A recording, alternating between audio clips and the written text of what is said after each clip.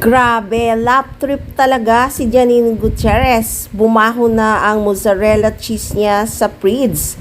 Hahaha, tawang-tawa talaga ako sa pagtawa ni Nini.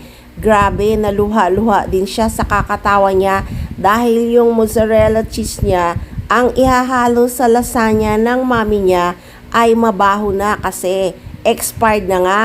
Gagamitin pa sana nila kasi nasa freezer naman daw yun nakalagay kahit expired na.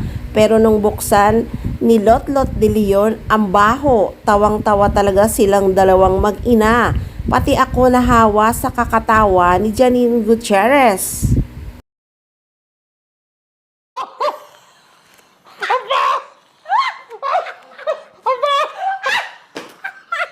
Huwag mong gamitin yan! Grabe! Janine! Hindi ko kaya yung baho niya. Pagbukas ko pala, ang baho na na! Napaka down to earth talaga ni Nini, pero kahit humahalakak siya, napaka-sosyal pa rin. Kahit tawang-tawa siya, hindi nasira ang poise, maganda pa rin.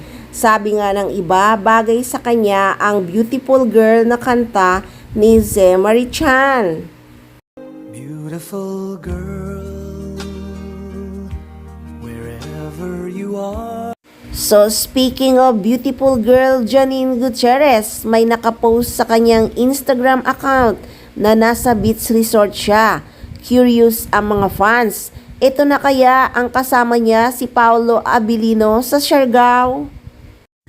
Hindi pa sure kung yan nga nakasama niya si Paolo Abilino sa Siargao. Malalaman din natin yan sa susunod na mga araw. Kaya tutok lang, dito lang sa mga arteng machika!